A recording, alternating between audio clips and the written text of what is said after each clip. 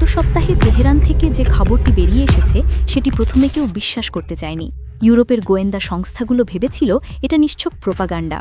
ওয়াশিংটনের কর্মকর্তারা হেসে উড়িয়ে দিয়েছিলেন, কিন্তু যখন স্যাটেলাইট ইমেজগুলো সামনে এলো, যখন হরমুজ প্রণালীর ওপর থেকে তোলা ছবিগুলো বিশ্লেষণ করা হলো, তখন সবার মুখের হাসি মুছে গেল।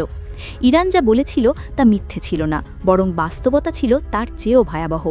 পারস্য উপসাগরের নীল জলে এখন এক অদ্ভুত নীরবতা বিরাজ করছে। মাছ ধরার নৌকাগুলো আর আগের মতো বেরোচ্ছে না। বড় বড় তেলবাহী ট্যাঙ্কারের ক্যাপ্টেনরা নির্দেশ পাচ্ছেন সর্বোচ্চ সতর্কতা অবলম্বন করতে। কেন এই আচমকা পরিবর্তন?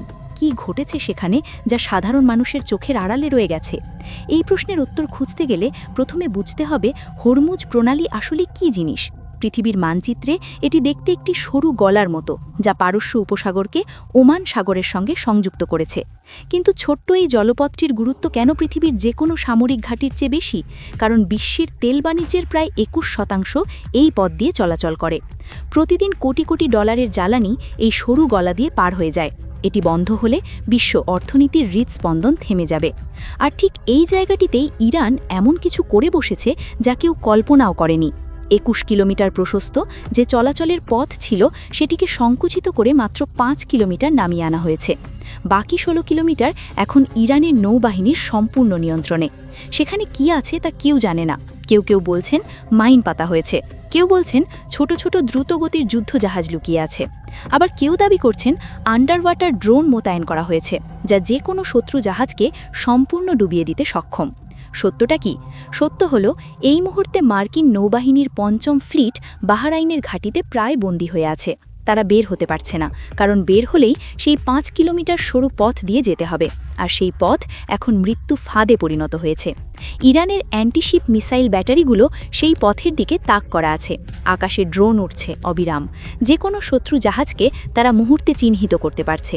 কিন্তু এখানেই শেষ নয়, গল্পের সবচেয়ে চমকপ্রদ অধ্যায়টি এখনও বাকি আছে।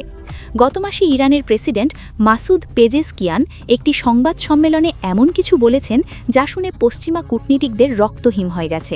তিনি বলেছেন, বর্তমান পরিস্থিতি 1980 সালের ইরান ইরাক যুদ্ধের চেয়েও ভয়াবহ। কেন তিনি এমন বললেন? কারণ সেই যুদ্ধে শত্রু ছিল নির্দিষ্ট। সাদ্দাম হুসেনের বাহিনী সীমান্তে দাঁড়িয়েছিল, যুদ্ধক্ষেত্র ছিল চিহ্নিত। কিন্তু এবার শত্রু সব দিক থেকে আক্রমণ করছে। অর্থনৈতিক নিষেধাজ্ঞা, রাজনৈতিক চাপ, সাংস্কৃতিক আগ্রাসন, সাইবার হামলা, 4 দিক থেকে ইরানকে শ্বাসরুদ্ধকর করার চেষ্টা চলছে। এই পরিস্থিতিতে ইরান একটি অভূতপূর্ব সিদ্ধান্ত নিয়েছে। তারা তাদের শত্রু তালিকায় নতুন একটি নাম যোগ করেছে। সেই নামটি শুনলে অনেকেই চমকে উঠবেন। এতদিন আমেরিকা আর ইসরায়েল ছিল সেই তালিকায়, এবার যুক্ত হয়েছে সম্পূর্ণ ইউরোপীয় union. Germany, France, Britain, Italy সবাই এখন ইরানের চোখে শত্রু হিসেবে চিহ্নিত। এই ঘোষণার পরপরই ব্রাসেলসে জরুরি বৈঠক বসেছে।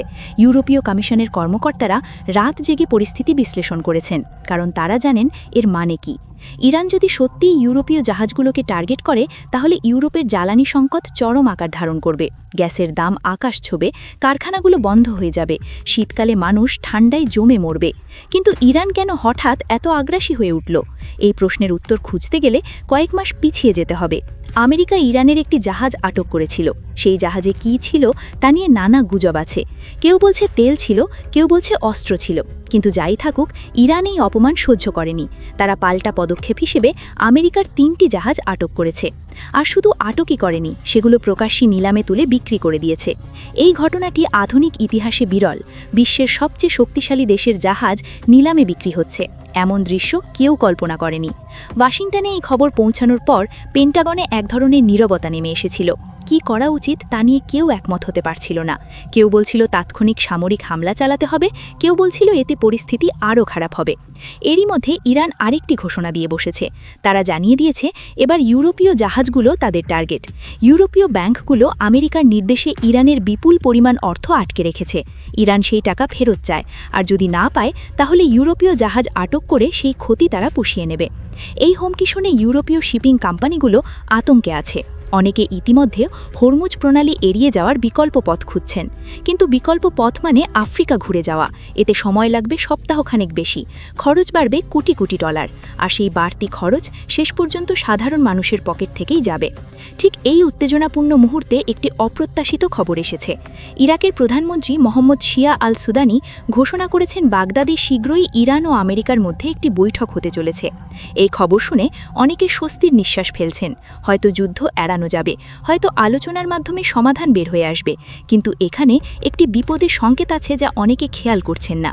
অতীতে আমেরিকা বহুবার আলোচনার আড়ালে হামলার প্রস্তুতি নিয়েছে।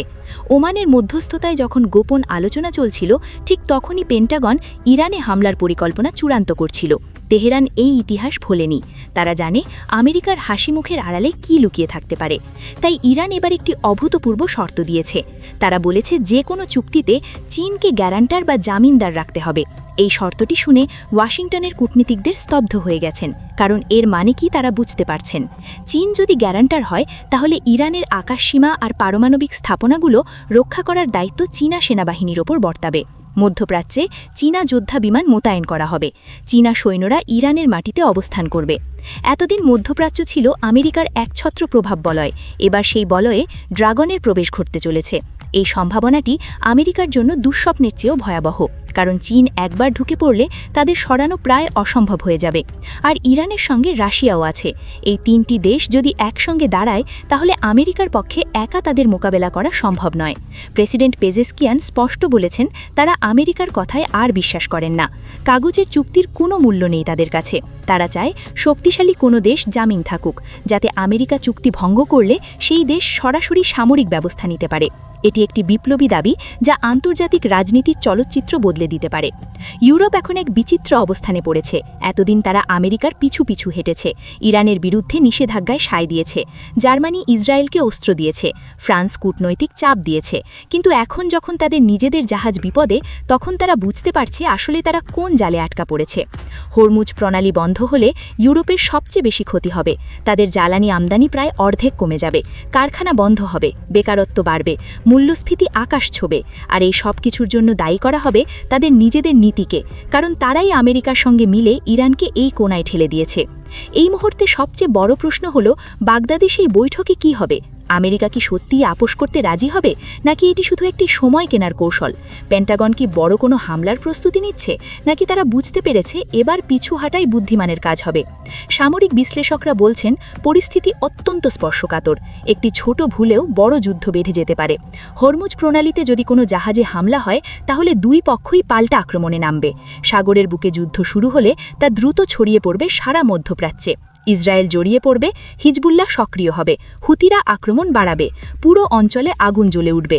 আমেরিকার কাছে এখন দুটি পথ খোলা। এক, ইরানের শর্ত মেনে চীনকে জড়িত করা। এতে তাদের মধ্যপ্রাচ্য আধিপত্য কমবে, কিন্তু যুদ্ধ এড়ানো যাবে। দুই, সামরিক অভিযান চালানো। এতে বড় ধরনের সংঘর্ষের ঝুঁকি আছে, আর সেই সংঘর্ষে জয়ী হওয়ার নিশ্চয়তা কারও নেই, কারণ ইরানের পেছনে এখন চীন আর রাশিয়া দাঁড়িয়ে আছে। ইরানের সাধারণ মানুষ এখন এক ধরনের গর্ব অনুভব করছে। বহু বছর ধরে পশ্চিমারা তাদের অপমান করেছে, নিষেধাজ্ঞা দিয়েছে, হুমকি দিয়েছে, কিন্তু এবার তারা দেখছে তাদের সরকার পাল্টা আঘাত করছে।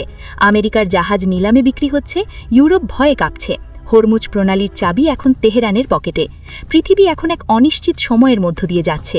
পুরনো বিশ্ব ব্যবস্থা ভেঙে পড়েছে, নতুন শক্তির উত্থান হচ্ছে। আমেরিকার একক আধিপত্যের দিন শেষ হয়ে আসছে কিনা, এই প্রশ্ন এখন সবার মনে। হরমুজ প্রণালীর সেই 5 কিলোমিটার সরু পথ এখন সেই প্রশ্নের উত্তর নির্ধারণ করতে চলেছে। আগামী কয়েক সপ্তাহ অত্যন্ত গুরুত্বপূর্ণ। বাগদাদের বৈঠকে কী সিদ্ধান্ত হয় তার উপর নির্ভর করছে অনেক কিছু। যুদ্ধ হবে নাকি শান্তি হবে? ইউরোপ জ্বালানি পাবে নাকি অন্ধকারে ডুবে যাবে? চীন কি সত্যিই মধ্যপ্রাচ্যে পা রাখবে? এসব প্রশ্নের উত্তর এখনও অজানা, কিন্তু একটা জিনিস নিশ্চিত, বিশ্ব রাজনীতি আর আগের মতো নেই এবং থাকবেও না।